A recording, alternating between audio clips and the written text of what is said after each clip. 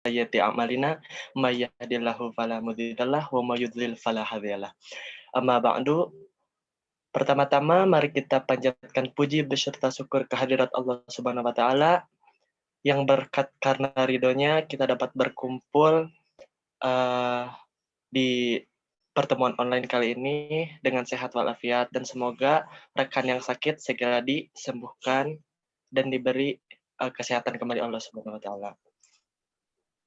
Kemudian salawat serta salam semoga selalu tercurah limpahkan kepada junjungan alam Habibana wa Nabiyyana Muhammad sallallahu alaihi wasallam, sahabatnya, kepada tabi'innya, atba'ut tabi'in, dan semoga sampai kepada kita semua selaku umatnya di akhir zaman. Sebelum memulai presentasi, mari kita semua menghadirkan hati, menghadirkan niat untuk bisa menerima segala ilmu yang akan disampaikan oleh para pemateri. Dan sebelum memasuki pematerian, akan dipimpin dulu pembacaan ayat suci Al-Quran oleh Saudara Zenito. Waktu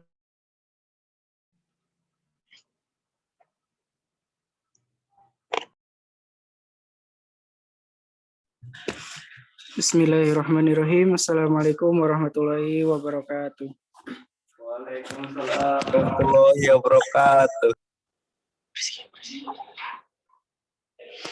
A'udzu billahi minasy syaithanir rajim. Bismillahirrahmanirrahim. Nun wal qalami wa ma yasturun.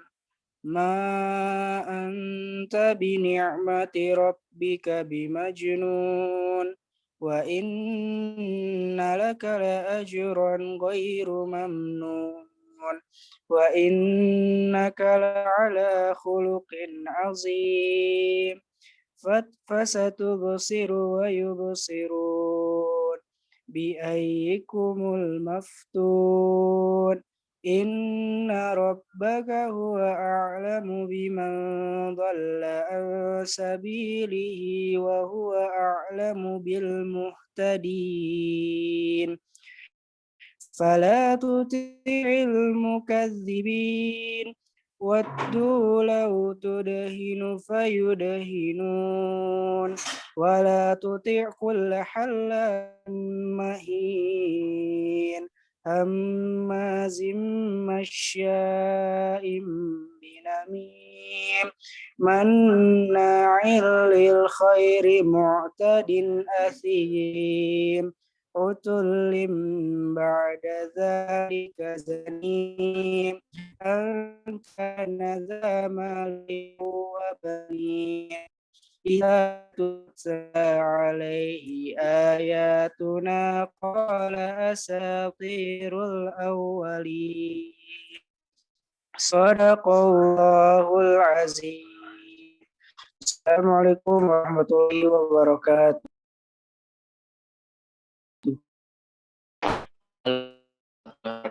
Terima kasih kepada Saudara Zenito yang telah melantunkan ayat suci Al-Quran. Semoga dengan bacaannya kita semua mendapat rahmat dan kebaikan dari bacaan tersebut. Amin ya Allah ya Rabbal Alamin. Sebelum ke presentasi, para pemateri sudah hadir semua? Tidak ada yang jawab. Hadir? Siapa aja sih? Sudah semua ya? Oke. Okay. Alhamdulillah, para pemateri sudah hadir semua. Tinggal menunggu share screen ya. Baik, siapa yang akan share screen ini dari kelompok saya?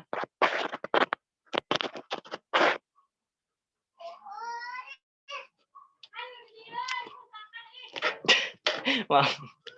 Berisik banget di sini.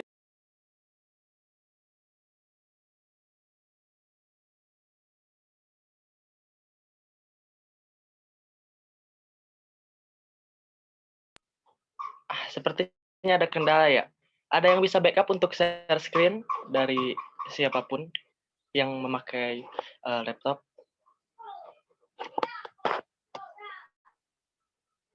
Coba aku aja, coba bisa nggak? Oke, Bampi silahkan. Siapa teh barusan yang ngomong? Aku. Siapa itu teh aku teh? Anita. Anita. Parah Oke. banget Satria, ya Allah. Kamu aku keluarin dari kelompok aku. Kurang ajar.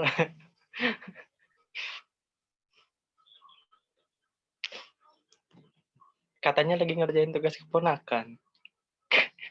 Alhamdulillah bisa. Tapi Alhamdulillah. multitasking, guys. Share screen telah bisa dilakukan oleh Saudari Nita dan para pemateri sudah hadir. Oleh karena itu, mari kita mulai presentasi kali ini dengan ucapan Bismillahirrahmanirrahim. Kepada pemateri, waktu dan tempat saya persilahkan.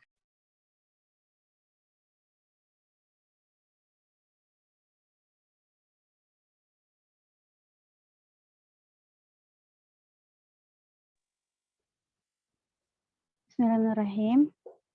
Apa suaranya terdengar? Terdengar sih Pak, yang masih dalam lemari.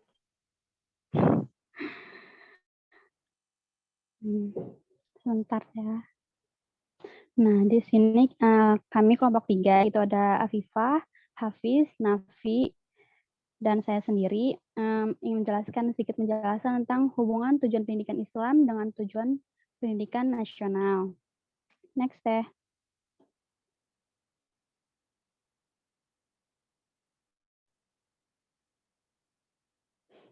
Nah, ini ada bahasannya. Pertama ada bahasan Az-Zariyat ayat 56, yang kedua ada Al-Baqarah, yang ketiga ada Ali Imran, yang keempat ada analisis tentang tadi ya, tentang hubungan tujuan pendidikan Islam dan tujuan pendidikan nasional. Next ya Teh.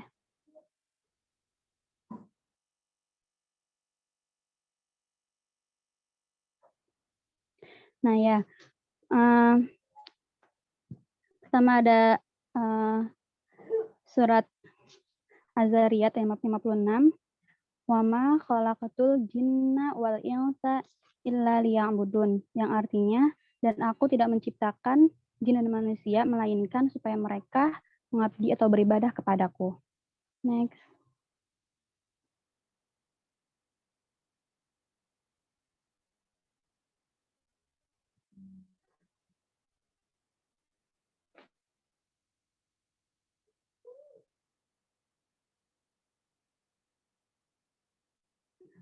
Nah, selanjutnya ada makna mufradat. Wama dan tidaklah, khalaqtu aku menciptakan, al-jinna jin, wal insa dan manusia, illa kecuali liya'budun supaya mereka menyembahku. Next Teh.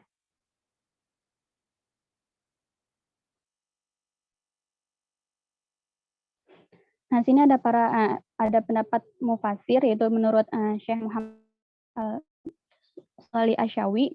Beliau menjelaskan tujuan Allah itu menciptakan jin dan manusia, dan Allah mengutus semua rasul untuk menyeru kepada tujuan tersebut. Nah, tujuannya itu yaitu menyembah Allah dan mencakup berilmu tentang Allah, mencintainya, kembali kepadanya, dan menghadap kepadanya dan berpaling dari selainnya. Nah, semua tujuan itu tergantung pada ilmu dan tentang Allah gitu. Sebab kesempurnaan ibadah itu tergantung pada ilmu dan ma'rifatullahnya. Semakin bertambah pengetahuan seseorang, maka ibadahnya itu akan semakin sempurna, menurut Syekh Muhammad bin Shalih Asy-Syawi. Next. Nah, sini juga ada analisis ayat. Tujuan pendidikannya itu, tujuan pendidikan yang pertama itu mewujudkan hamba Allah agar taat beribadah kepadanya. Nah, kan menjelaskan bahwa tugas utama hidup itu manusia itu beribadah kepada Allah ya. Dalam surat ini itu membahas tentang tujuan pendidikan, yaitu menjadikan manusia beriman dan bertakwa kepada Tuhan. Kemudian tujuan pendidikannya ini tuh bisa dikaitkan dengan tujuan penciptaan manusia gitu. Di sini juga ada implikasinya, yaitu sebagai suatu lembaga pendidikan yang berfungsi melakukan pembelajaran bagi peserta didik, yaitu berkewajiban mengarahkan para peserta didiknya itu agar tujuan itu tujuannya itu penciptaannya gitu, untuk beribadah gitu, tujuan utamanya. Nah, sehingga setiap rancangan program dan realisasinya itu harus didasarkan atas tujuan pendidikan menurut Azariyat ayat 56 ini. Selanjutnya akan dijelaskan oleh pemateri selanjutnya. Terima kasih.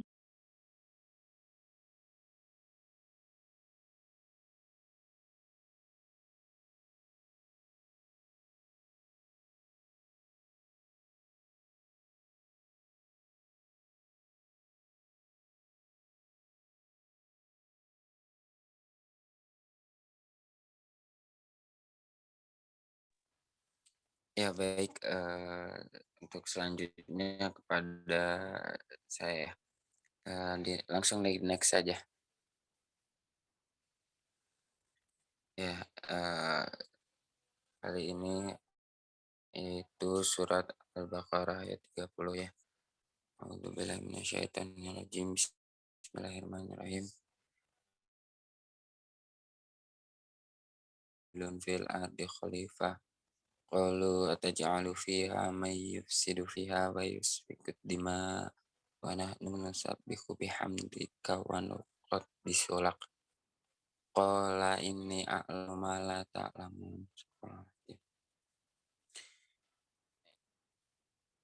Lanjut. Yang artinya, dan ingatlah ketika Tuhanmu berfirman kepada para malaikat, aku hendak menjadikan khalifah di bumi.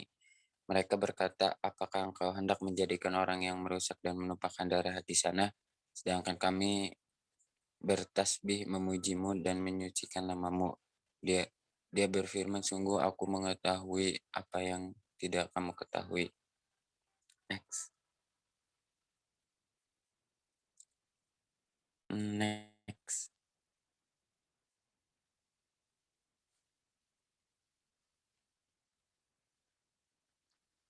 Next. Bentar.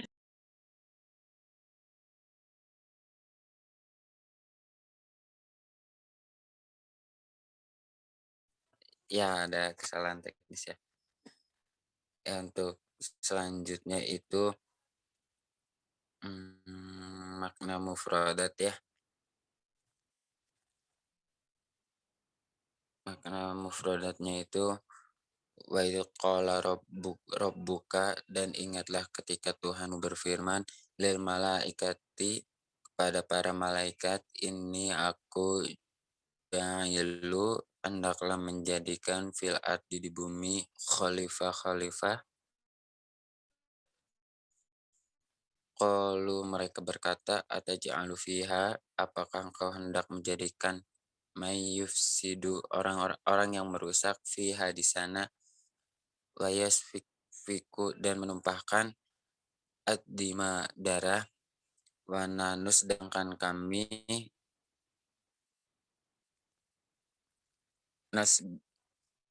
nusabbihu, bertasbih, bihamdika, memujimu, wa nuqaddisu lak, dan menyucikan namamu. Qala, dia berfirman, ini sungguh aku a'lamu, mengetahui, ma la ta'lamun, apa yang tidak kamu ketahui.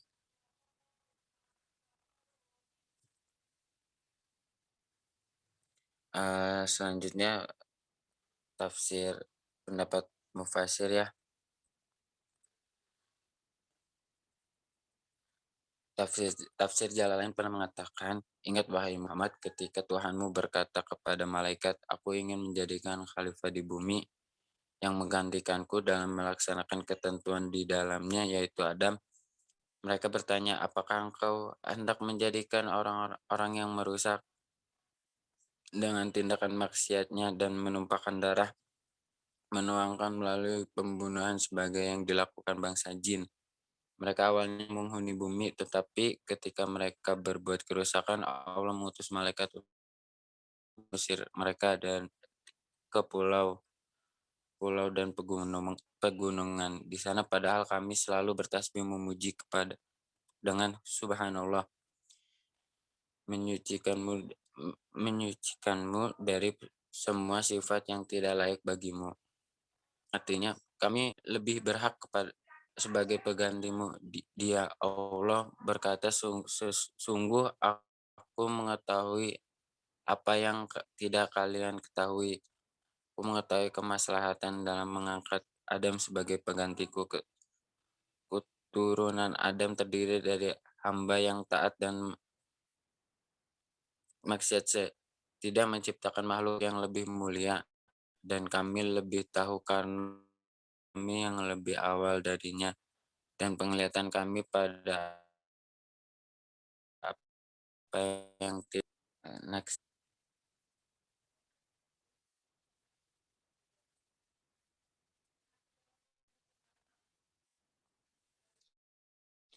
Ya, analisis ayatnya, Al-Quran Surat Al-Baqarah ayat 30 ini menjelaskan bahwa tujuan Allah menjadikan manusia sebagai pemimpin untuk dapat memahami tentang siapa kita dan tujuan kita diciptakan. Maka manusia menjadikan sebagai pemimpin adalah jalannya. Kepemimpinan akan mampu membangun suasana yang penuh keadilan, kesejahteraan, dan dilandasi oleh keilmuan dan keimanan, serta membangun keilmuan akhlak. Oleh karena itu, jalan yang digunakan untuk mencapai kajian tersebut adalah dengan melakukan hubungan kepada Allah. Dengan menyadari bahwa kita adalah makhluk yang tidak luput dari lupa dan salah, kelupaan dan kesalahan akan mampu ditanggulangi untuk ingat dan melakukan kebenaran dengan hanya menyembah Allah SWT. Karena kita diciptakan untuk hanya menyembahnya. Cukup, dan dilanjutkan oleh teman saya. Assalamualaikum warahmatullahi wabarakatuh. Cek, apakah ada suaranya?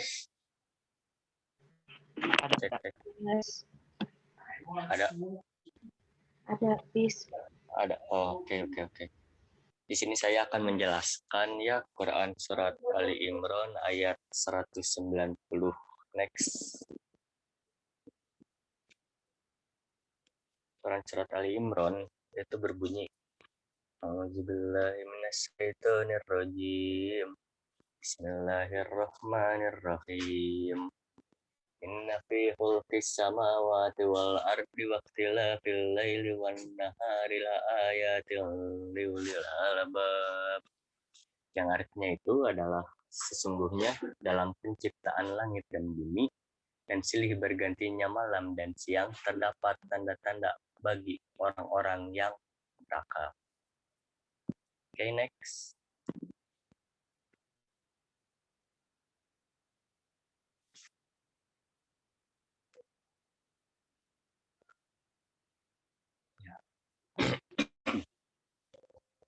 Nah, di sini terdapat makna mufradatnya ya. Makna mufradatnya yaitu inna, sesungguhnya, fi khalqi, dalam penciptaan, as-samawati, langit, wal ard, dan bumi, wakhtilafi, dan pergantian, al-laili, malam, wan nahar, dan siang. Nah, ayati, terdapat tanda-tanda liulil albab, bagi orang yang berakal. Next.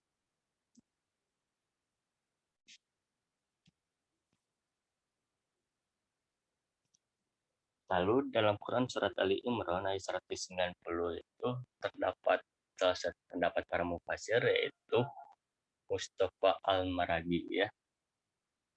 Mustafa Al-Maragi dalam tafsir Maragi ketika menafsirkan Quran Surat Ali Imran ayat 190 itu menjelaskan bahwa dalam tatanan langit dan bumi serta keindahan perkiraan dan keajaiban ciptaan Allah juga dalam silih pergantian siang dengan malam secara teratur sepanjang tahun yang dapat dirasakan langsung pengaruhnya pada tubuh manusia dan cara berpikirnya karena pengaruh panas matahari, dinginnya malam, dan pengaruhnya yang ada pada dunia flora dan fauna dan lain sebagainya, itu merupakan tanda dan bukti yang menunjukkan keesaan Allah Subhanahu wa Ta'ala, kesempurnaan pengetahuan dan kekuasaannya. Jadi, maksud pendaftaran tersebut itu adalah berimplikasi kepada tujuan pendidikan Islam yang lebih terarah kepada pendidikan akal sebagai tujuan dalam pendidikan Islam. Pendapat ini sebagaimana yang dijelaskan oleh Imron Fauzi, yaitu tujuan pendidikan akal itu pengarahan kecerdasan untuk kekuasaan Allah Subhanahu wa Ta'ala dan menemukan pesan ayat-ayatnya yang berimplikasi pada peningkatan iman dan takwa pada Allah Subhanahu wa Ta'ala. Implikasi dalam pendidikan Islam tersebut itu dalam penafsiran ayat ini adalah mendorong tujuan utama dari proses pendidikan itu peningkatan iman dan takwa. Next.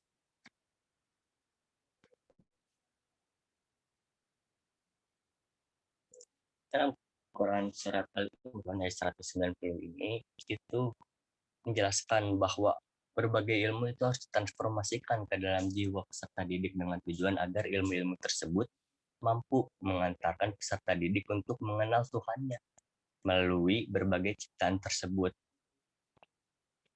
Seperti itu.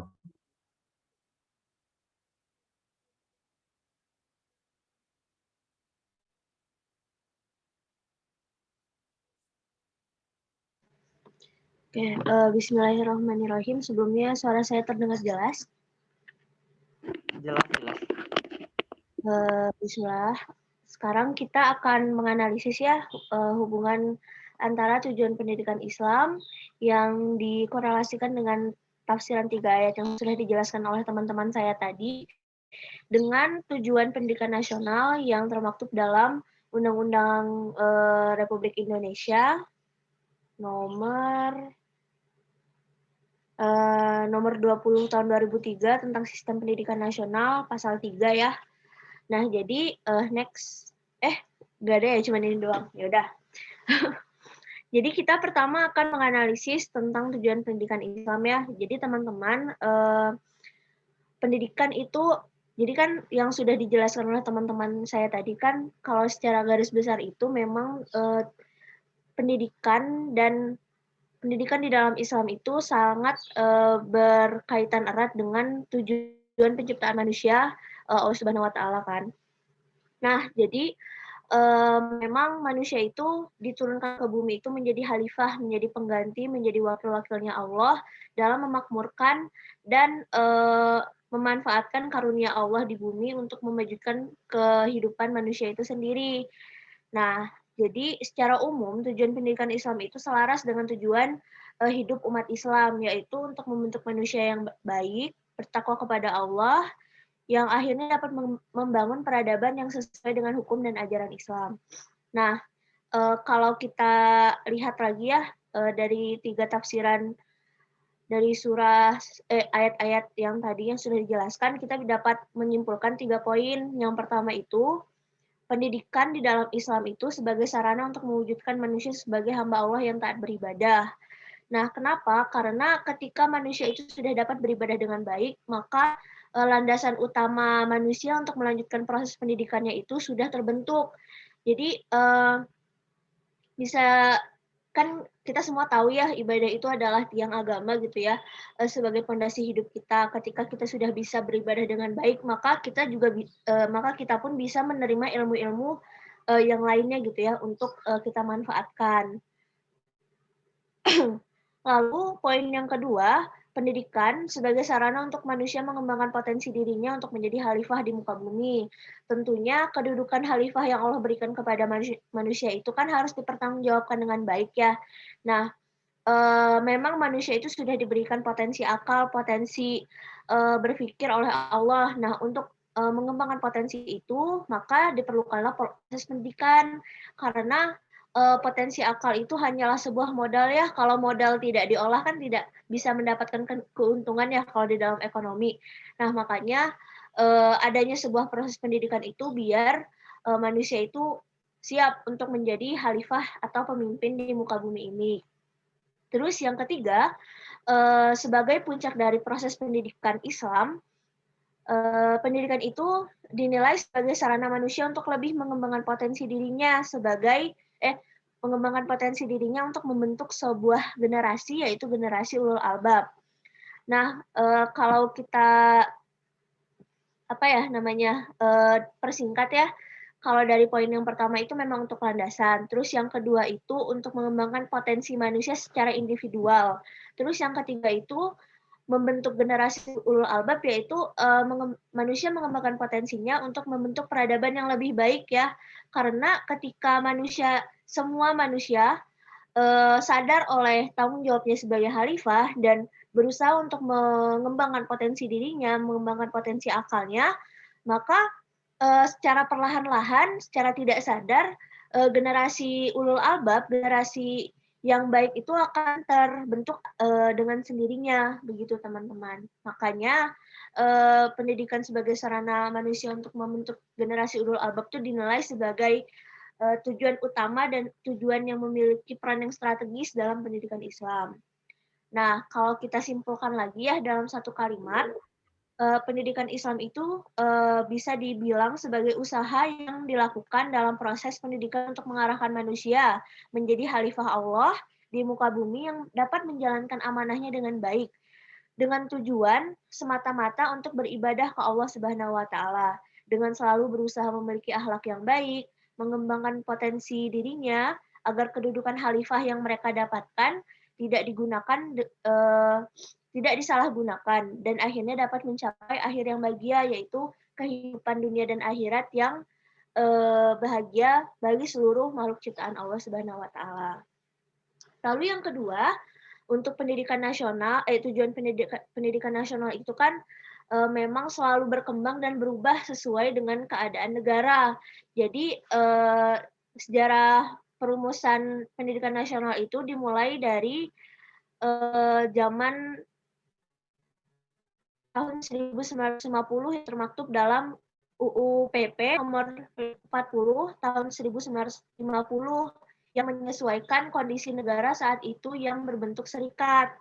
Nah, tetapi seiring berjalannya waktu, sampailah kita ke aturan yang sekarang yang termaktub dalam Undang-Undang Dasar Negara Republik Indonesia nomor 20 tahun 2003 tentang sistem pendidikan nasional. Nah, tujuan pendidikan nasional ini ada di pasal 3 yang berbunyi bertujuan untuk mengembangkan potensi peserta didik agar menjadi manusia yang beriman dan bertakwa kepada Tuhan Yang Maha Esa, berakhlak mulia, sehat, berilmu, cakap, kreatif, mandiri, dan menjadi warga negara yang demokratis serta bertanggung jawab. Nah, secara gamblang ya, kalau kita lihat dari aturan ini kan memang sudah sangat amat komprehensif gitu ya, sudah sangat amat menyeluruh. Tujuan dari pendidikan nasional itu mencakup dari spiritual sampai ke kehidupan kebangsaan. Nah, kalau kita spesifikasikan lagi, terdapat 6 nilai yang ada di dalam undang-undang ini ya, undang-undang sistem ini yang pasal 3. Yang pertama itu nilai spiritual yang ada di poin agar menjadi manusia yang beriman dan bertakwa kepada Tuhan Yang Maha Esa. Nah, kembali lagi ya ke kayak yang tadi tujuan pendidikan Islam itu memang spiritual manusia itu sebagai dasar dari semua pemikiran yang manusia lakukan sebagai bentuk implementasi dari pengetahuan yang mereka miliki. Terus yang kedua, ada nilai sosial yang terkandung dalam poin berakhlak mulia. Nah, yang diharapkan dari hasil pendidikan ini adalah manusia itu memiliki hubungan sosial yang baik antar manusia dan memiliki sikap yang loyal dan rela berkorban untuk kepentingan bersama. Jadi intinya itu akhlak mulia adalah sebuah komponen yang sangat penting untuk manusia itu terus mengikuti proses pendidikan. Terus yang ketiga itu ada nilai psikologis. Nilai ini masih berhubungan dengan poin berakhlak mulia. Setelah menjalani proses pendidikan, manusia toleransi dan hati-hati dalam mengembangkan gagasannya atau idenya. Lalu yang keempat adalah nilai intelektual. Tentu ya karena ini pendidikan dan pendidikan itu cenderung fokus ke pengembangan intelektual, maka nilai ini tuh berorientasi kepada sikap cinta ilmu yang diharapkan masyarakat Indonesia tuh sadar dan senantiasa selalu giat mencari tahu ilmu-ilmu baru dan mengembangkan ilmu yang sudah ada demi kemajuan bersama. Terus yang kelima, ada nilai biologis yang terkandung dalam poin sehat. Nah, tentunya masyarakat Indonesia ketika mereka sudah memiliki spiritual yang tinggi, terus akhlak yang mulia, kepedulian sesama, dan intelektual yang bagus, maka mereka juga memerlukan kesehatan fisiknya agar bisa mengamalkan ilmunya itu dengan baik. Lalu yang terakhir adalah nilai demokratis yang terkandung dalam poin terakhir, yaitu menjadi warga negara yang demokratis serta bertanggung jawab. Nah, kalau menurut tujuan pendidikan nasional itu, ini adalah puncaknya ketika pendidikan itu sudah dijalani oleh manusia dengan maksimal ya. Jadi diharapkan masyarakat itu memiliki partisipasi penuh dalam menjalani pendidikan, sehingga masyarakat Indonesia itu mampu mengusung keadilan dan bisa berpendapat dengan bebas dan bertanggung jawab demi kemajuan bangsa. Lalu yang terakhir yaitu hubungan tujuan pendidikan Islam dan tujuan pendidikan nasional. Nah, jadi setelah kita menganalisis kedua hal tersebut, maka kita bisa pendidikan tersebut hubungan yang saling melengkapi dan saling memperkuat satu sama lain. Kan tujuan pendidikan Islam itu memiliki poin-poin besar, yaitu menjadikan manusia sebagai makhluk unggul di muka bumi, berkedudukan sebagai pemimpin, dan pembentuk peradaban yang baik. Sedangkan tujuan pendidikan nasional memiliki 6 nilai, itu menjadi manusia yang berkapasitas sebagai pemimpin. Nah, nilai-nilai pendidikan nasional itu sudah sangat komprehensif dan terstruktur. Maka bagi seorang manusia yang benar-benar sadar akan tanggung jawabnya sebagai khalifah di bumi dan ingin mengembangkan potensi dirinya, maka ia akan berusaha untuk memenuhi dan mendapatkan keenam nilai tersebut yang ada di dalam tujuan pendidikan nasional.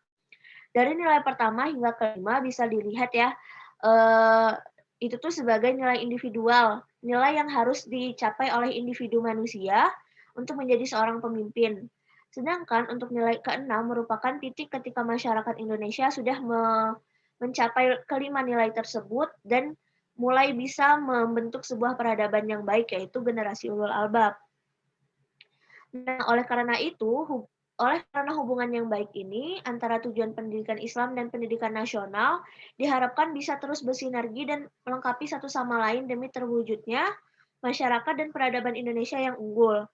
Diperlukan untuk tersebut diperlukan tujuan pendidikan yang komprehensif dan ajak yang pasti ya, karena tidak dapat dipungkiri pendidikan itu masih sebagai tonggak utama untuk memajukan kehidupan bangsa, sarana utama bagi negara untuk dalam usaha memajukan di muka internasional maupun nasional. Jadi, sebagai penerus ya, apalagi di dunia pendidikan, kami berempat nih yang meneliti antara hubungan pendidikan Islam dan pendidikan nasional ini berharap bahwa kita ke depan kalaupun ada yang mempunyai takdir menjadi petinggi gitu ya di Kementerian Pendidikan dan lain sebagainya dan mempunyai wewenang untuk mengubah tujuan pendidikan nasional sesuai dengan keadaan bangsa, sampai kita melenceng dari tujuan pendidikan Islam, karena dari tujuan pendidikan Islam saja itu sudah sangat amat menjelaskan dari awal sampai akhir gitu ya, dari awal manusia belajar sampai puncak itu sudah menjadi orang yang terpelajar. Mungkin sekian yang dapat saya sampaikan. Terima kasih. Apabila ada salah-salah kata, mohon dimaafkan. Saya kembalikan kepada Ya, alhamdulillah. Terima kasih kepada para pemateri yang luar biasa yang telah menyampaikan segala hasil bacaan, hasil literasi dari para pemateri. Baik, menginjak acara selanjutnya, masuk ke sesi diskusi. Ustaz. Kita diskusi bagi rekan yang mau bertanya atau menyampaikan pendapat mengenai apa yang disampaikan oleh para pemateri, dipersilahkan.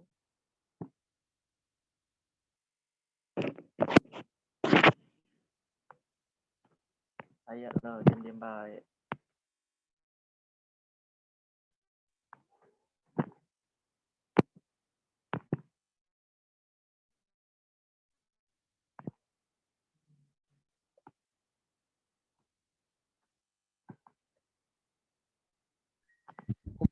Pada bertanya? Oh, suaranya kecil. Ya, kecil. Ayo bagi rekan-rekan yang ingin bertanya atau menyampaikan pendapat.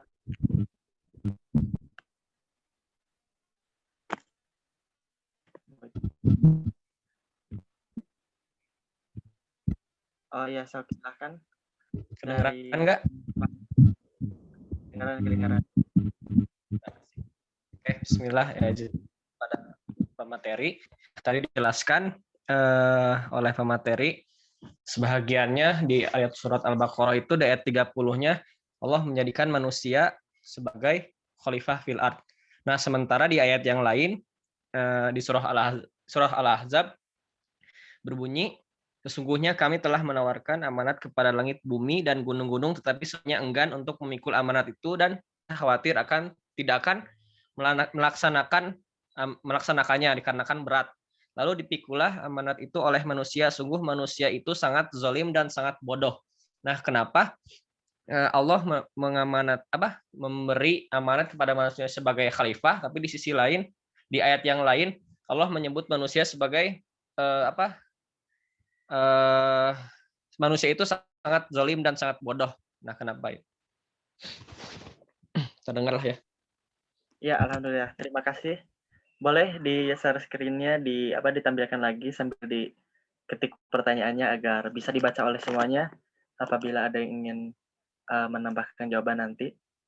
Baik, ada lagi yang ingin bertanya kepada para pemateri dari teman-teman yang lain? Rawan katanya mau nanya.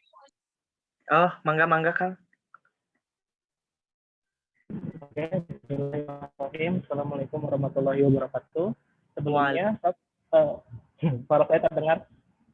Dengar. Oke, siap. Bismillahirrahmanirrahim. Izin bertanya kepada kelompok 2, berarti ya.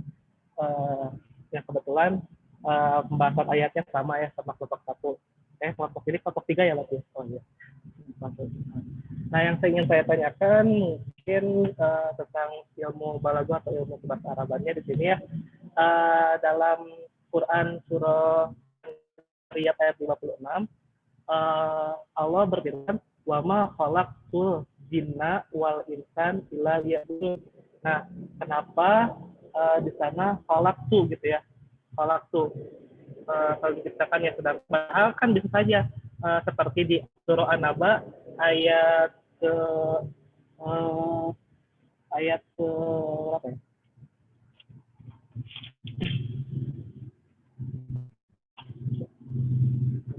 Ayat ke-8 wa khalaqnakum azwaja ya. Ayat ke-8 wa khalaqnakum azwaja. Nah, kenapa di surah Az-Zariyat ayat 56 wa ma khalaqtul jinna wal insan, nah sedangkan surah An-Naba wa ma khalaqnakum. Nah, kenapa di surah Az-Zariyat itu enggak wa ma khalaqnakum wa ma khalaqnakumul jinna wal insan illa wa ma khalaqnal jinna wal insan liya'budun, tidak gitu pokoknya. Apa sih gitu ya kespesialannya Allah menyebutkan karena khalaqtu tidak khalaqna gitu. Oke, siap, itu yang satu. Nah, kemudian di ayat yang itu juga Allah kan berfirman-Nya menyebutkan jin terlebih dahulu, kemudian manusia. Wa ma khalaqtul jinna wal insan. Kenapa tidak wa ma khalaqtul insan wal jinna gitu? Apa sih kerahasiaan di sana gitu ya dari ayat itu gitu ya ke masya Allahannya gitu. Nah, ituannya gitu ya, keistimewaannya gitu ya. Bukankah manusia itu adalah makhluk yang paling sempurna gitu ya? Kenapa dikeduakan gitu wa ma khalaqtul jinna wal insan gitu? Nah, gitu aja sih. Jadi 2 pertanyaannya. Terima kasih.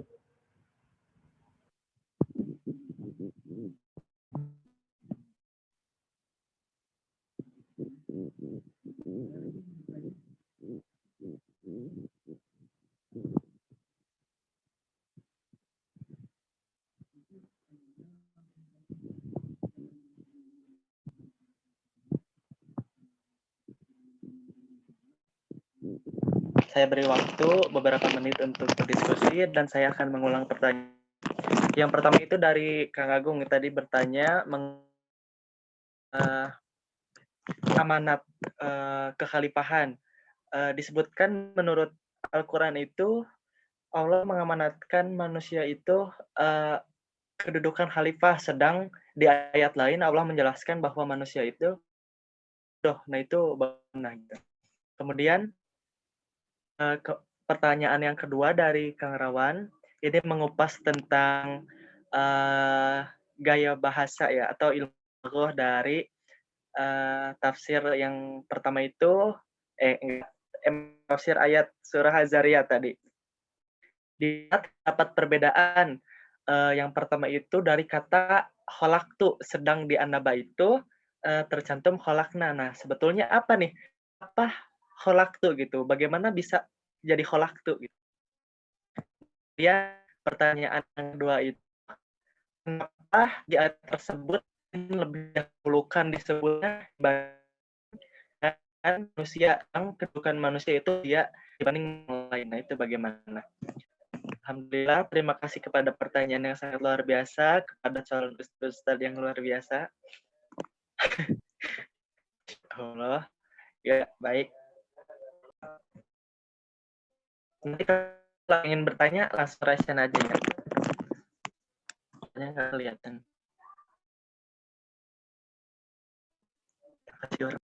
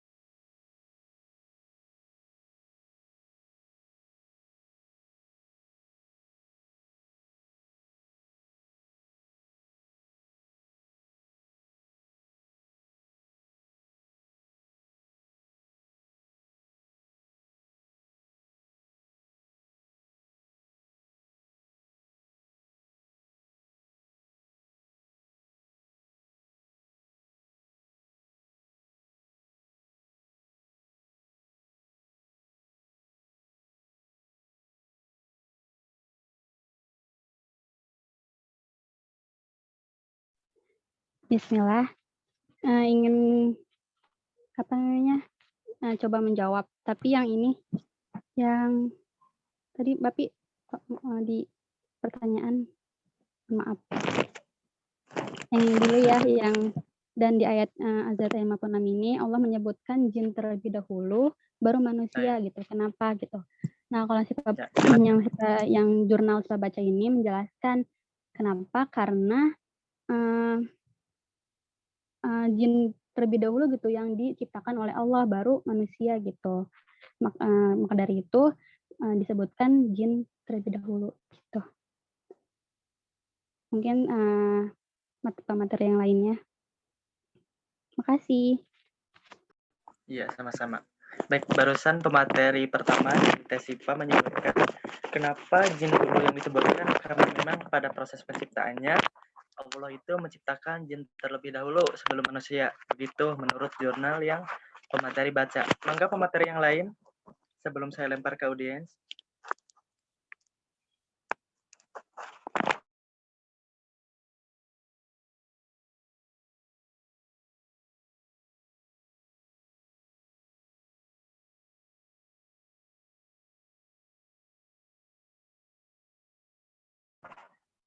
Sepertinya dari pemateri belum ada lagi jawaban. Mangga dari audiens yang lain.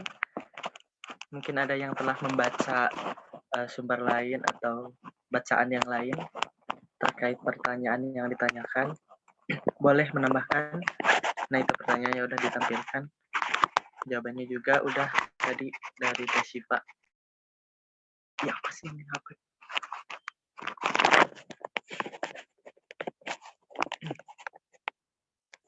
Oh, yang bertanyanya kita lihat dulu kayaknya.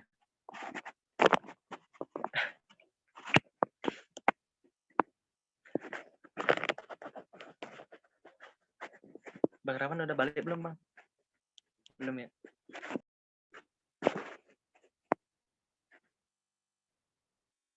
Iya, masih Rahman. Boleh dilangsungkan menjawab pertanyaan Kak Rahman yang kedua juga boleh, atau mau menambahkan pertanyaan yang tadi boleh juga. Tapi Kak Rahman ini masih di toilet kayaknya.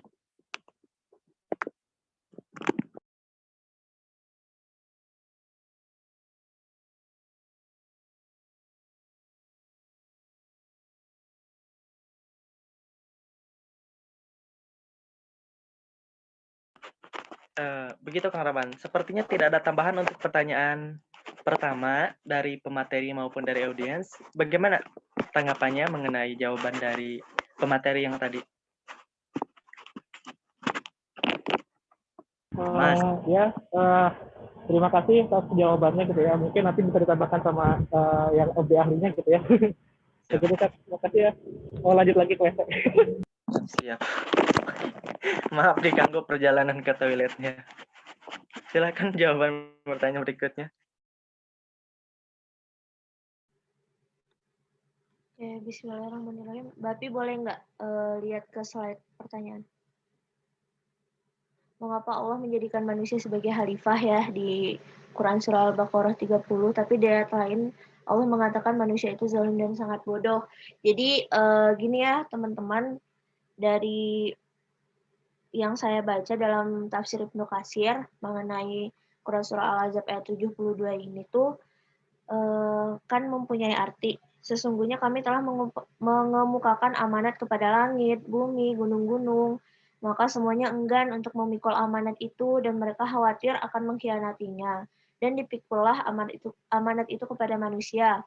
Sesungguhnya manusia itu amat zalim dan bodoh. Sehingga, nih ya, ada lanjutannya. Sehingga Allah mengazab orang-orang munafik laki-laki dan perempuan dan orang-orang musyrik laki-laki dan perempuan, dan sehingga Allah menerima taubat orang-orang mukmin laki-laki dan perempuan, dan Allah adalah Maha Pengampun lagi Maha Penyayang. Nah, jadi di dalam tafsir Ibnu Katsir ini dijelaskan bahwa dalam mana nih ya? Nih. Al-Aufi telah meriwayatkan dari Ibnu Abbas bahwa yang dimaksud dengan amanat yang disebutkan dalam Al-Ahzab ayat 72 itu adalah ketaatan. Allah menawarkan amanat itu kepada mereka. Jadi konon waktu dulu Allah itu dalam menciptakan alam semesta gitu ya, ketika sudah menciptakan planet-planet, sudah menciptakan gunung, langit, dan terakhir Allah tuh menciptakan manusia, maka semua ciptaan Allah itu dikumpulkan dan Allah tuh nanya satu-satu, misalnya ke langit gitu ya, langit kamu mau nggak memikul beban, mana sih? Bentar ya teman-teman.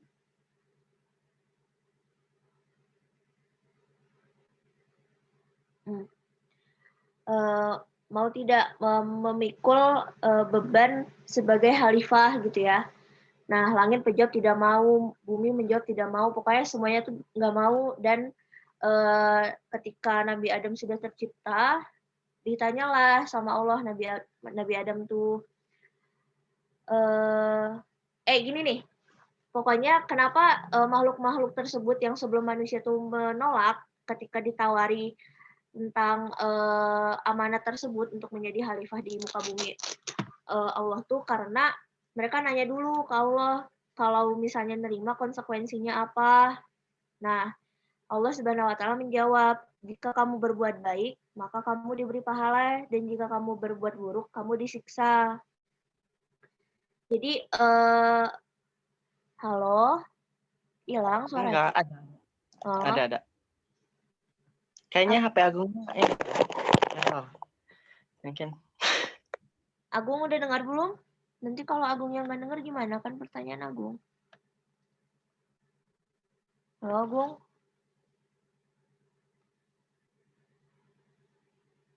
Cek.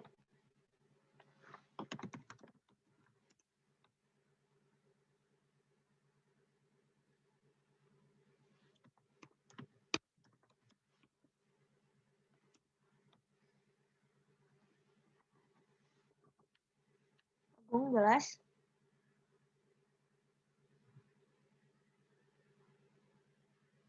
Sekarang udah ada?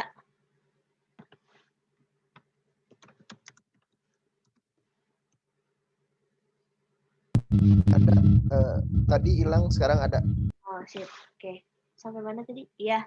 Pokoknya makhluk-makhluk ciptaan Allah tuh yang lainnya menolak dan ditanyalah ke Nabi Adam alaihissalam. Wahai Adam, maukah kamu menerima amanat ini gitu ya? Terus Adam nanya konsekuensinya apa? Lalu dijawab sama Allah Subhanahu wa taala, jika kamu berbuat baik, maka diberi pahala, dan jika kamu berbuat buruk, maka kamu disiksa. Nah, maka karena tidak ada yang menerima tawaran dari Allah, dari makhluk-makhluk sebelumnya tuh, maka Nabi Adam sebagai manusia pada saat itu tuh menerima tawaran dari Allah. Jadi terbentuklah sebuah tugas utama manusia di muka bumi, makhluk yang paling unggul dari makhluk-makhluk yang lain gitu ya. Nah, kenapa ada diksi sesungguhnya manusia itu adalah apa? Sesungguhnya manusia itu amat zalim dan bodoh. Ada pendapat yang mengatakan bahwa ketika Nabi Adam sudah mengambil konsekuensi tersebut, sudah mengambil tanggung jawab tersebut, Nabi Adam tuh melakukan sebuah kesalahan, yaitu yang memakan buah huldi tersebut, dan Allah menyiksanya dengan mengusirnya ke bumi gitu ya. Itu pendapat yang pertama. Terus pendapat yang kedua, karena memang sifat yang jelek-jelek itu tuh adalah sifat bawaan gitu, sifat manusiawi dari seorang manusia. Nah, kenapa dituliskan di dalam ayat tersebut? Karena sebagai pengingat kalau ya manusia itu tugasnya sebagai khalifah gitu ya di bumi. Dan mereka tuh mempunyai tanggung jawab untuk memantaskan dirinya untuk menjadi seorang khalifah dan meninggalkan sifat-sifat buruknya, diantaranya dua tadi yang disebutkan, zalim dan amat bodoh gitu kan. Nah, jadi bukan berarti dituliskannya diksi zalim dan amat bodoh itu dan disandingkan dengan manusia di Quran Surah Al-Ahzab ayat 72 tuh mengatakan bahwa manusia itu tidak pantas untuk menjadi khalifah, bukan. Tapi kalau dari saya pribadi sih saya lebih setuju dituliskannya penjelasan arti di ayat tersebut seperti itu tuh ya biar menjadi pengingat gitu. Aku sebagai manusia ya aku jadi makhluk unggulannya Allah gitu ya dibanding langit, gunung, bumi, bintang, bulan yang menolak tawaran yang Allah berikan pada sebelum terjadinya kehidupan gitu ya. Jadi ya aku punya tanggung jawab untuk memantaskan diri untuk belajar terus biar aku tuh bisa gitu mewujudkan janjinya Nabi Adam alaihissalam dan Allah pada zaman dahulu dengan niat beribadah dan meninggalkan sifat-sifat zalim dan amat bodoh tersebut gitu. Jadi istilahnya mah kalau dari pendapat saya tuh sebagai shock terapi gitu ya, bukan berarti menjelekkan manusia. Allah tidak menjelekkan manusia karena Allah tuh menciptakan manusia ya hanya ya untuk menjadi khalifah gitu ya, untuk menjadi makhluk unggulan begitu, Abu. Kalau yang dari literatur yang saya baca.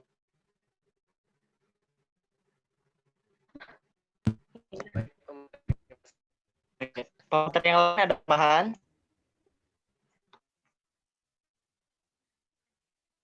Sepertinya sudah cukup kompleks dari pemateri ya.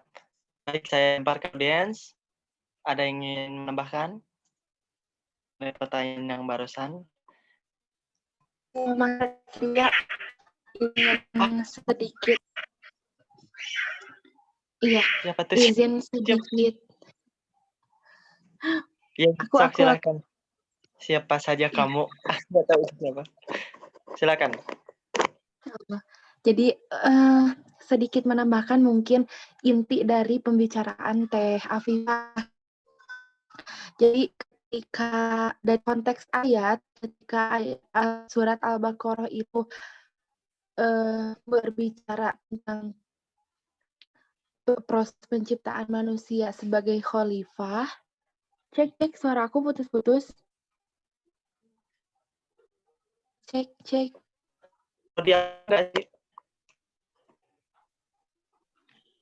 Nah, Quran surat Al-Ahzab ayat 72 itu kok nggak jelas? Cek. Ini jelas nggak? Mungkin di teman-teman lain agak ini. Oh, putus-putus kayaknya itu di Bogor. Iya, sedangkan dalam Quran surah Al-Ahzab itu berbicara tentang segi kezoliman dan kebodohan manusia gitu. Di antaranya itu salah satu kezoliman manusia itu ialah mau menerima tugas akan tetapi tidak melaksanakannya gitu. Ketika Allah sudah mempercayakan kepada manusia untuk menjadikan manusia itu sebagai khalifah, tapi di dalam Quran surat Al-Ahzab-nya itu dijelaskan bahwa segi atau sisi kezoliman dan kebodohan manusia itu diantaranya adalah mau menerima tugas akan tetapi tidak mau melaksanakannya. Nah, singkatnya begitu mungkin. Bisa dipahami mungkin ya, Mang Agung. Mudah-mudahan tidak puas, soalnya biar nanti Bapak yang menambahkan secara komprehensifnya gimana. Itu aja sih, makasih. Ya, terima kasih kepada Teh Elia. Saya rasa cukup untuk pertanyaan Kang Agung. Tadi juga Kang Agung sudah menjawab ya, katanya terima kasih kepada pemateri. Berarti menginjak pertanyaan terakhir ya tadi, pertanyaan dari Kang Rawan ada satu lagi yang belum terjawab. Mangga pemateri. Ini pemateri laki-lakinya kemana ini? Al-Mukarram Ilman Nafi sama Ustadz Hafiz. Belum kelihatan batang hidungnya.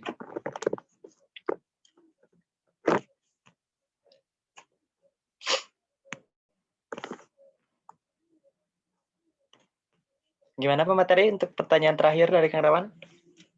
Yang mana pertanyaan? Nah itu, yang belum jawab itu pertanyaan yang kata kholakna sama kholaktu. Itu ya itulah.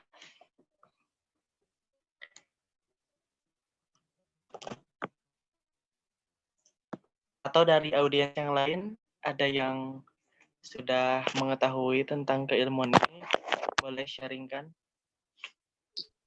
Ya, turut pertanyaannya saat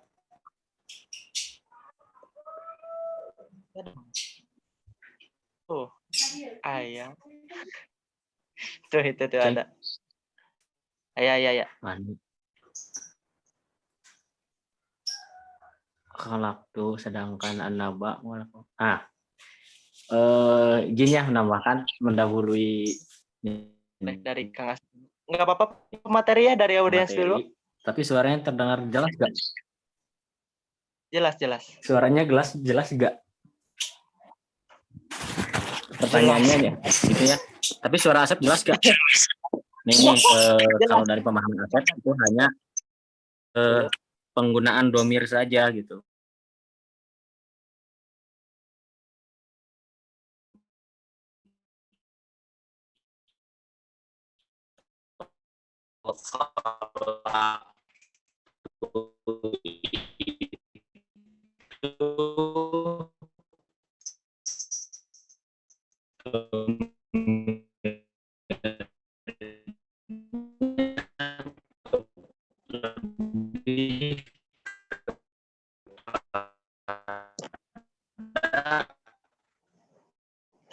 Sep, lebih boleh diulang nggak Kang Asep? Kayaknya di teman-teman yang lain nggak jelas.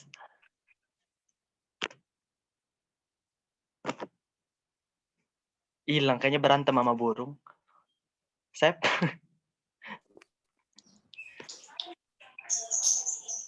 Nah. Ada ini Pak Kiai Asep. Halo, Assalamualaikum. Assalamualaikum. Belum ada jawaban, kayaknya gangguan sinyal.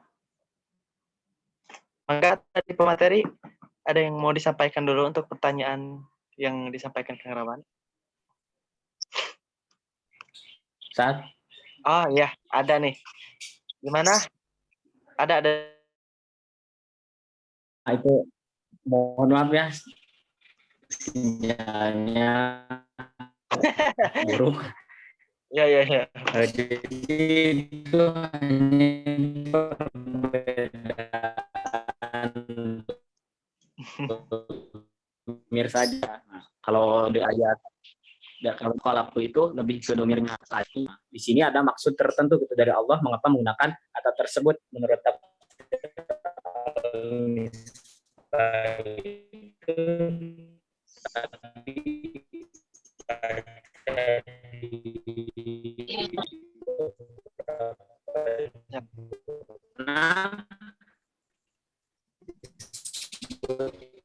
bahwa ini itu li'abudun supaya pada kami itu agar manusia beribadahnya hanya satu kepada Allah saja.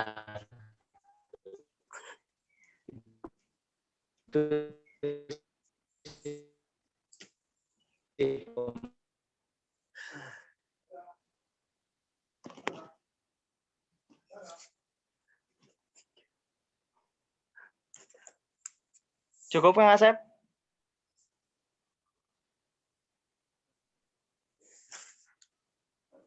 Kang Asep?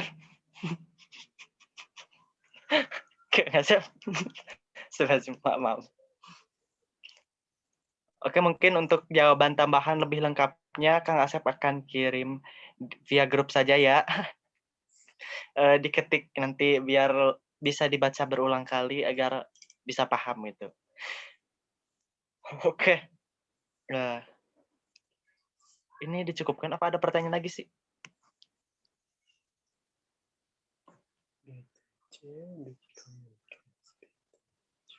Kayaknya cukup kali ya. Ih, sampai jam 10. Aku kira 10.20. Oh, maksudnya sampai jam 10 tuh sesi diskusi. Oh iya. Tapi kalau tidak ada yang ingin ditanyakan lagi, saya rasa bisa dicukupkan kali ya untuk sesi diskusi kali ini. untuk barusan tambahan dari Kang Asep nanti bisa diketik ulang di grup kelas ataupun di grup tafsir juga boleh. Sebelum tambahan dari Bapak, saya tutup dulu saja ya sesi diskusi kali ini dengan ucapan hamdalah, alhamdulillahirabbil alamin. Terima kasih kepada para pemateri yang telah menyampaikan pemaparan materi sekaligus menjawab pertanyaan di sesi diskusi. Mungkin sekarang kita akan mendengarkan dari ahlinya mengenai pemaparan materi dari pemateri. Waktu dan tempat saya persilahkan kepada Pak Cucu Surahman.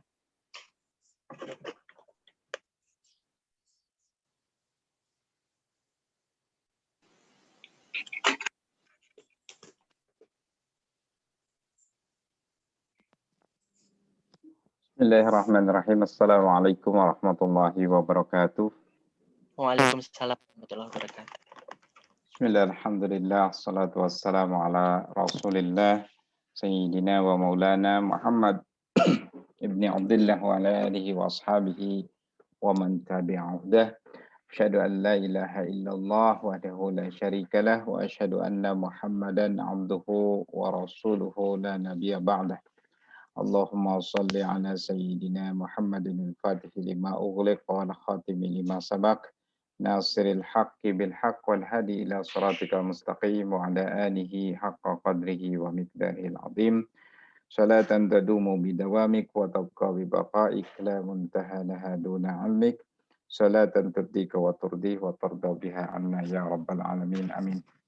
Amma ba'du. Pertama-tama puji syukur marilah kita panjatkan kehadirat Allah Subhanahu wa taala atas limpahan rahmah, hidayah, inayah serta nikmat-nikmat yang Allah berikan kepada kita semua. Salawat serta salam semoga tetap tercurah limpahkan teruntuk habibana wa nabiyana Muhammad sallallahu alaihi wasallam, kepada keluarganya, para sahabatnya dan seluruh umatnya hingga akhir zaman. Amin ya Allah ya rabbal alamin. Baik, sebelumnya bisa dibuka kameranya. Yang bisa silahkan dibuka ya. Ya, supaya kelihatan ada orangnya gitu ya.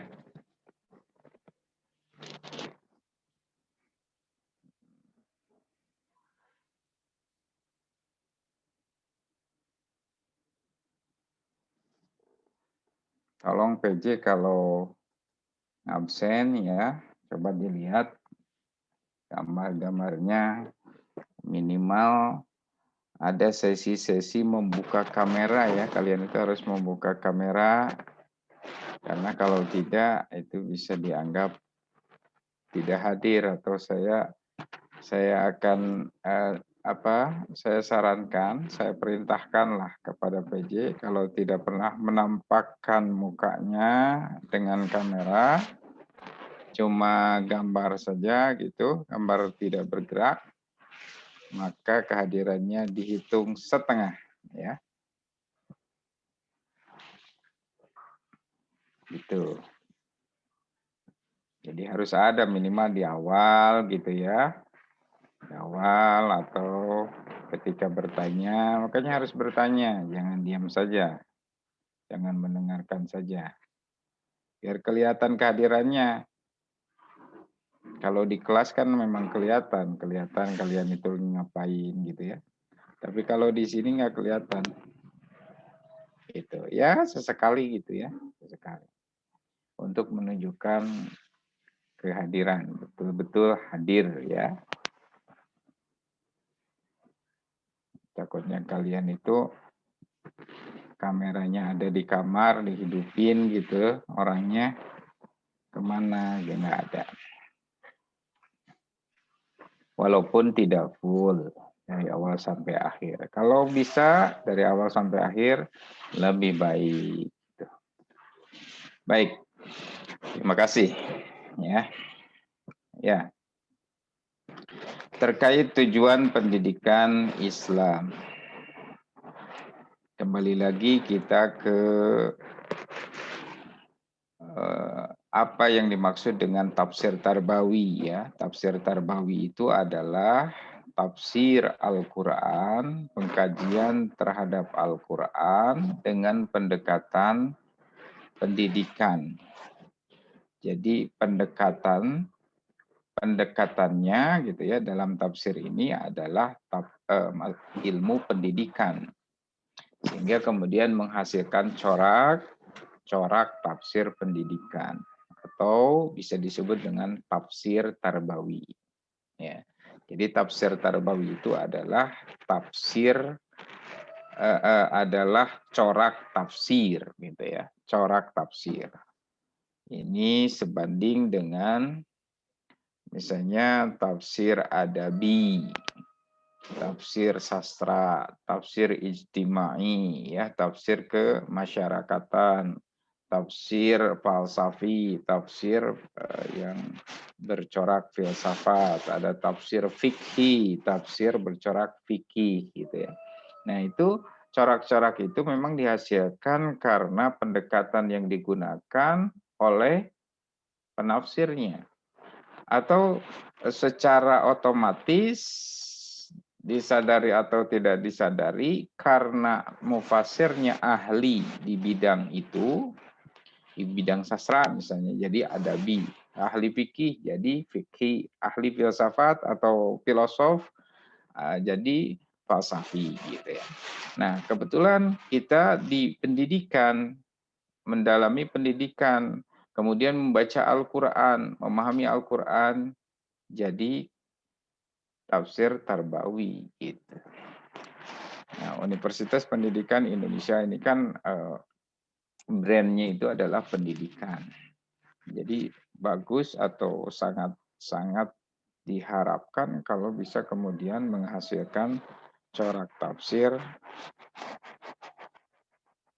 tarbawi gitu ya. Dan ini yang sedang terus dikembangkan oleh Kiai A'am Abdus Salam, oleh guru kita semua gitu ya. Beliau adalah ahli pendidikan yang juga ahli tafsir. Sehingga kemudian bersatu di situ dua disiplin ilmu ya, tafsir dan pendidikan. Jadi tafsir pendidikan. Nah, untuk hari Rabu pagi karena itu juga ya, maka jangan dilewatkan ya. Besok pagi jam 5 sampai jam 6 hadir semuanya, wajib ini ya. Ini mata kuliah tafsir tarbawi, ada tutorialnya istilahnya ya. Ada tambahannya ya, tambahannya di kuliah subuh itu. Jadi wajib hadir.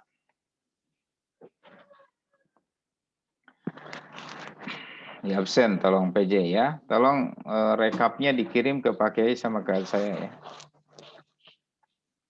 Untuk beberapa pertemuan.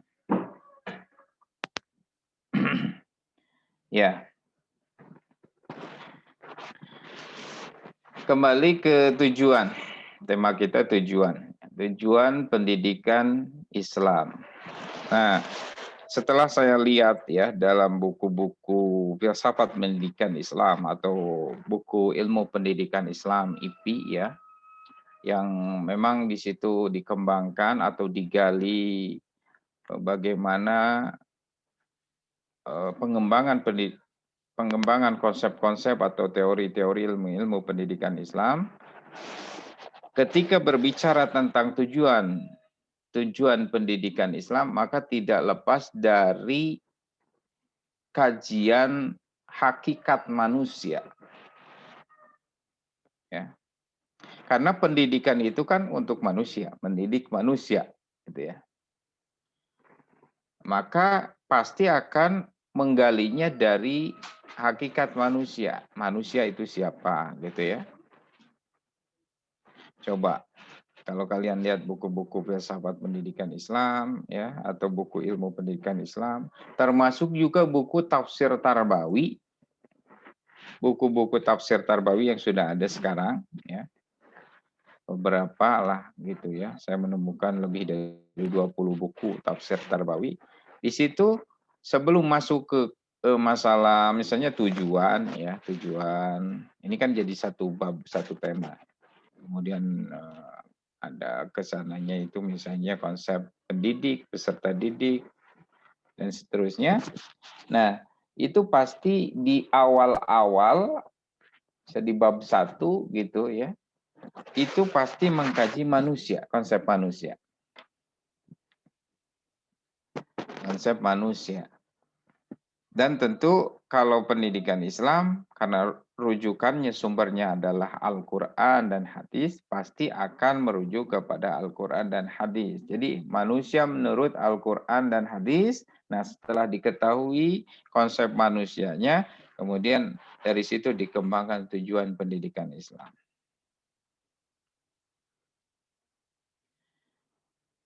Manusia dalam perspektif Al-Quran dan Sunnah, mulai dari mungkin hakikat spiritualnya, ya kan, wujud spiritualnya, kemudian wujud fisiknya, karena manusia terdiri dari fisik dan spirit, gitu ya, fisik non fisik atau jiwa fisik jiwa, bahkan ada yang membaginya dengan akal, sehingga misalnya Abdullah Saleh itu membagi ahdaf atau tujuan pendidikan Islam itu pada 3.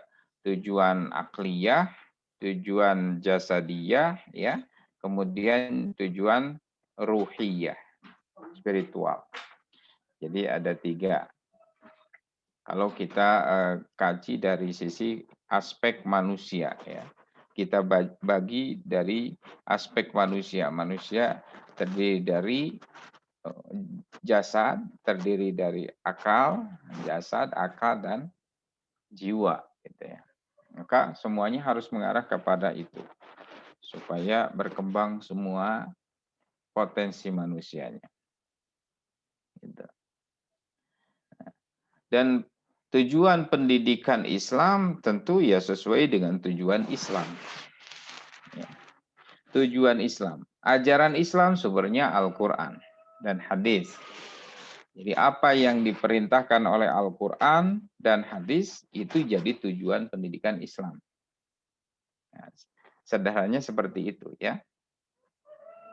Nah, apa yang diperintahkan itu bisa dalam bentuk amar, ya, perintah-perintah, atau harapan-harapan. Allah memerintahkan misalnya kita untuk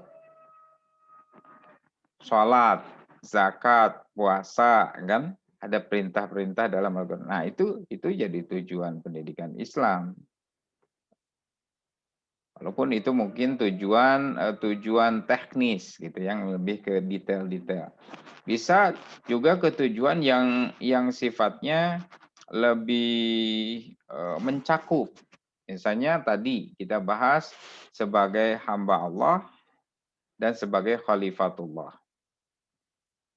Nah, sebagai hamba Allah ini kaitannya dengan kewajiban kita secara vertikal kepada Allah.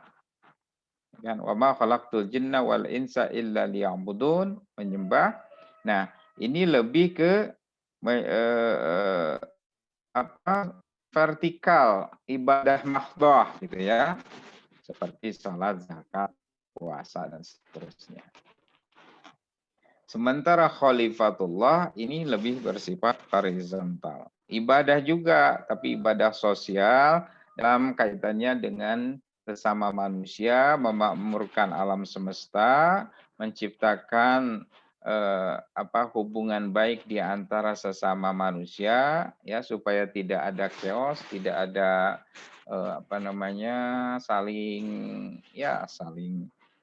saling nyerobot gitu ya, saling mencuri, saling membunuh. Nah, itu harus ada aturan ya. Maka agama hadir itu sebagai aturan. Nah, khalifatullah ini adalah tugas yang diembankan oleh Allah Subhanahu wa taala untuk manusia. Itu tujuan pendidikan Islam supaya manusia bisa menjalankan perannya sebagai khalifatullah. Nah, ini kan ideal, konsep yang abstrak gitu ya, dan mencakup, sifat mencakup. Jadi sebagai khalifatullah, sebagai hamba Allah dan khalifatullah. Kalau hamba Allah ini memang jelas ya, redaksinya. Wama dan tidaklah khalaqtu aku ciptakan al jinna jin wal insa dan manusia illa kecuali liya'budun untuk menyembah. Li di sini artinya menyembah. Jadi kita bisa menggunakan kata li yang artinya untuk. Nah, kalau ada kata-kata li untuk, maka di situ artinya supaya bisa jadi tujuan pendidikan Islam. Termasuk la'alla itu supaya, sehingga semoga gitu, itu harapan kan, la'alla agar, dengan harapan, la'allakum, nah itu bisa jadi kata kunci untuk merumuskan tujuan pendidikan Islam. La'allakum tattaqun, takwa. Saya kira sudah ada skripsi di IPA ini yang membahas tujuan pendidikan Islam dengan kata kunci tattaqun, gitu ya. Jadi tattaqun itu jadi tujuan pendidikan Islam. Memang kan supaya kita menjadi orang-orang yang bertakwa, gitu ya. Pendidikan Islam itu ujungnya supaya menjadi orang-orang yang bertakwa. Di situ juga sudah mencakup ibadah dan khilafah, kekhalifahan.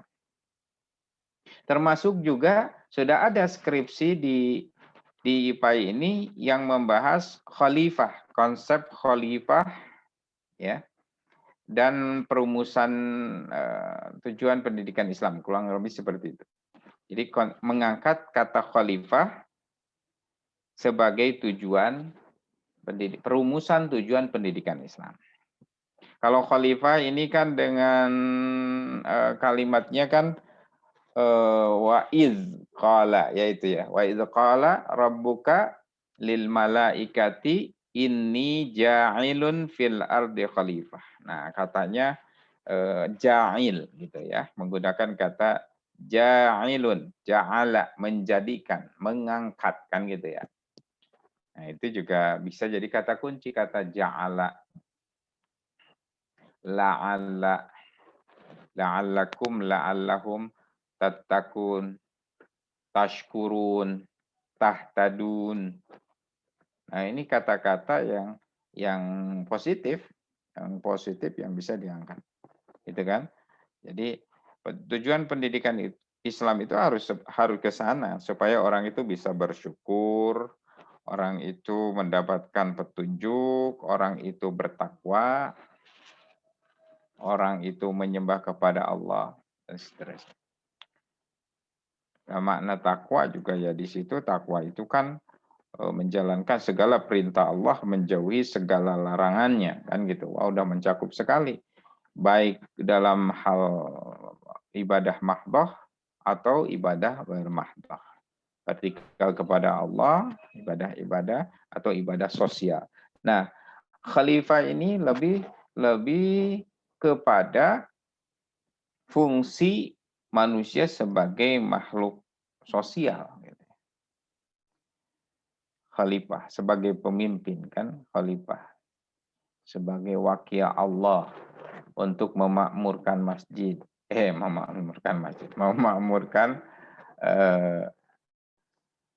bumi gitu ya. Kalau dalam Muhammad Quraisy Shihab misalnya, dia bilang bahwa Adam itu diturunkan ke bumi itu ya sebagai khalifah untuk memakmurkan bumi, memakmurkan dan menciptakan ya bumi seperti surga. Jadi kenapa Adam ditaruh di surga? Awalnya ada di surga gitu ya. Nah, ini semacam ini supaya tahu gitu. Keadaan ideal itu seperti apa? Seharusnya seperti apa? Karena kan surga itu nyaman, tenang, tentram, ya. Sejahtera, bahagia, kan gitu ya. Di situ makanan, minuman itu digambarkan luar biasa kan. Makanannya, buah-buahannya, minumannya air mengalir, susu mengalir ya. Nggak usah dicari, datang sendiri. Pokoknya menyenangkan.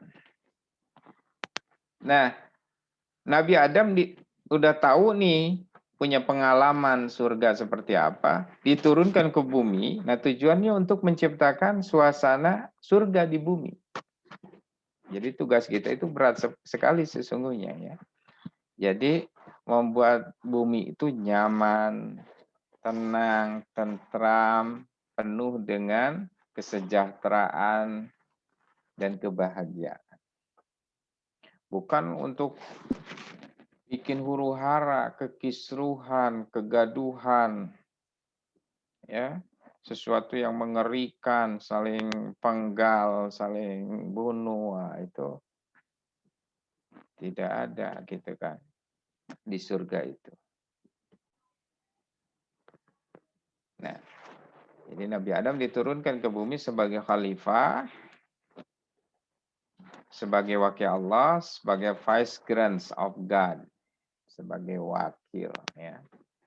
Nah, itu tujuan bisa dirumuskan sebagai tujuan pendidikan Islam. Jadi tujuan pendidikan Islam itu intinya ya tujuan Islam ya. Sehingga bisa ditarik atau diambil dari maqasidus syariah. Maqasidus syariah. Tujuan syariah itu apa? Untuk menjaga agama, untuk menjaga akal, untuk menjaga jiwa, untuk menjaga harta, untuk menjaga keturunan. Nah, itu harus jadi ya tujuan-tujuan. Walaupun kemudian tujuan itu bagi praktisi pendidikan Islam atau pendidikan pada umumnya dibagi-bagi lagi kan gitu ya. Ada tujuan jangka pendek, tujuan jangka menengah, tujuan jangka panjang kan gitu ya. Jangka pendeknya ya kaitannya dengan kehidupan sekarang, praktisnya gimana mungkin gitu ya. Penghidupan, keterampilan untuk bisa hidup bersaing dengan orang. Nah, itu pendidikan Islam juga harus memperhatikan itu gitu ya. Jadi bukan cuma takwa misalnya itu tujuan akhir ya, tujuan paling ya utama, tapi juga karena sifatnya kan abstrak, maka itu bisa dikatakan tujuan jangka panjang kan gitu ya. Ada juga yang membagi tujuan itu kan tujuan tujuan personal apa gitu ya, tujuan sosial, tujuan profesional. Nah, tujuan profesional itu kaitannya dengan mungkin di sini ya untuk pekerjaan gitu ya, pekerjaan. Jadi guru atau jadi apa kan gitu ya. Jadi ada pembagian lagi. Tapi kalau secara idealis atau secara konsep luhurnya, ya tujuan pendidikan Islam adalah mencetak manusia yang bertakwa kepada Allah Subhanahu wa taala, menjalankan perannya sebagai Abdullah dan Khalifatullah. Itu ya. Cuman mungkin dalam tafsir ini memang kita harus merujuk kepada ayat ya, kepada dalil. Tadi sudah disebutkan ayatnya Az-Zariyat gitu ya, kemudian dalam surat Al-Baqarah. Dan kalau mau dikembangkan lebih lanjut ya kita bisa gitu ya. Bisa menggali dari kata-kata seperti la'allakum, la'allahum, itu bisa ya. Dari kata la'allakum bisa kita temukan la'allakum tattaqun misalnya. Dan takwa itu memang sangat komprehensif ya. Konsep takwa itu menjalankan segala perintah Allah, menjauhi larangannya. Dan orang yang paling mulia di sisi Allah adalah orang yang paling bertakwa kepadanya. Kemudian keutamaan lain yang ada dalam ayat-ayat Al-Quran. Nah, itu kan sudah sangat luar biasa. Jadi memang tidak ada yang lebih tinggi daripada konsep takwa, saya kira gitu ya. Makanya tujuan pendidikan Islam adalah takwa. Oke, ada pertanyaan? Silakan. Ini sudah cukup waktunya sebenarnya. Cukup ya. Ya, mudah-mudahan sehat semuanya. Ini yang tidak kelihatan, kameranya juga sehat ya. Tetap semangat. Jangan kasih kendor ya. Belajar terus. Semoga mudah-mudahan gitu ya, kita semua diberikan kekuatan oleh Allah Subhanahu wa taala, kemampuan untuk memahami ayat-ayat suci Al-Qur'an, dekat dengan Al-Qur'an, karena seperti dikatakan Quraisy Shihab misalnya ya, Muhammad Quraisy Shihab, kalau Al-Quran ingin supaya membukakan tirai-tirai atau hikmah-hikmahnya, maka kita harus mendekat dan terus mendekat kepada Al-Quran. Ya, harus akrab gitu ya. Seperti halnya kita kepada teman, kalau udah akrab, teman kita akan terbuka kepada kita gitu ya. Rahasia-rahasianya dikasihkan, bahkan isi dompetnya juga dikasihkan. Nah, gitu ya. Nah, gitu juga dengan Al-Quran. Ketika Al-Quran itu sudah kita akrab terus gitu ya, Al-Quran akan terus menyebabkan rahasia-rahasianya kepada kita. Insya Allah, mudah-mudahan sekali lagi Allah memberikan taufik, rahmat, hidayatnya kepada kita semua. Saya kira itu dari saya. Sekali lagi terakhir ya, untuk besok kuliah subuh, jangan lupa hadir semuanya. Kita doakan guru kita, Kiai Haji Am Abdul Salam, sehat walafiat, panjang usia, yang memberikan keberkahan dalam hidupnya. Ya, dan kita juga semua cepretan ilmunya, barokahnya, dan segala rahasia-rahasia Allah Subhanahu wa Ta'ala. Saya kira itu kita tutup dengan kifaratul majlis. Subhanakallahumma wa bihamdika asyhadu an la ilaha illa anta astaghfiruka wa atubu ilaik. Aqulu qouli hadza wa astaghfirullahal azim li wa lakum. Hadanallahu wa iyyakum ajma'in. Assalamualaikum warahmatullahi wabarakatuh.